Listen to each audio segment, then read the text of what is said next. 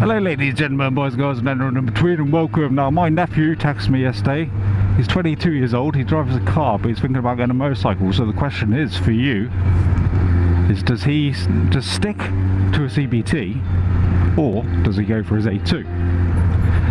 So if he stuck to a CBT, then he only has to wait a couple of years, then he can get his full A licence and ride wherever he wants. That's the question. So I'm going to help him make his mind up. I don't have an answer for him, but there's some things that he should bear in mind. And for any listeners out there and viewers who are in the same type of boat, maybe this would help you make your mind up. So there's a few things to think about. Where's your indicators, you knobhead? No indicators? No indicators.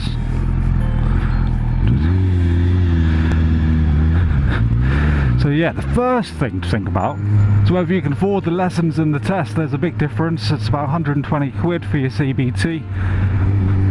Job done. That's it. Then you can ride restricted up to a 125 for 2 years until you have to go and do it all over again. And the second time, after you've had a little bit of experience, the second time is it's just a ride. My second time I just rode with the instructor, went and got some chips, a cup of coffee, rode around a bit more, and that was it. But if you can afford, let's say 800 quid for your A2 tests and lessons, then maybe consider doing that. But no matter what, you have to do your CBT. So when you've done your CBT, as you ride in the 125, which they'll put you on when you do your CBT, just think, is that something you get bored of really, really quick? Is that something you want to invest maybe a couple grand into? Do you rather do your A2 for 800 quid and then get an A2 bike with maybe 1200 quid? Which brings me on to the next subject. This kid's gonna get run over one day. What do you want the motorcycle for?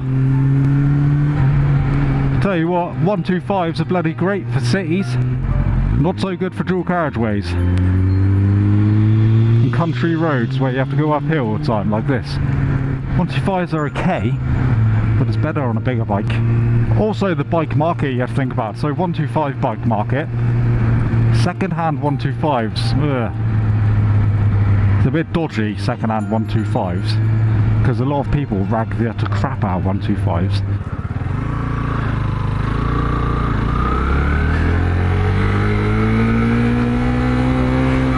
Oh, 20 miles per hour. And I thought I almost killed my bike. 20 miles per hour, guys. That is actually much better than I expected, but I think I might have finally destroyed my bike. And they don't really know much about maintenance and how to look after them. I'm going to get slated for saying that, but it's true. Because obviously 125s are beginner bikes. We'll have to begin somewhere, don't we? So it depends, are you going to buy a second-hand 125? If you do, take someone with you who really knows what they're talking about. So don't take me. Or if you're going to buy a brand new one, try to avoid certain brands made in certain countries. But then if you go for your A2 license, the whole bike market just opens up for you. Then you get pretty much anything you want. Now it is restricted. If you get your A2 license, you will be restricted something like 46 horsepower. However, that doesn't mean you have to go out and buy something like a 350cc. You can buy what I'm riding now, which is a near 80 horsepower 600cc. You can get restricted. Now this bike now is bags of fun after bags of fun, and it cost me 900 quid. Thank you for not killing me. But there is something people always forget. So when they're trying to figure out whether they can afford to do their bike license, they always figure out roughly how much it would cost them to do their bike license, roughly the bike. But there's one thing they always forget, that's their gear. Also look at, I'm laughing, but also look at how much money you're going to spend on gear, factor that in. So I'll sign off by saying one thing anyway. Good old nephew of mine, No matter what you choose, I will support you. You'll be welcomed to the motorcycle family. I look forward to going out for rides with you.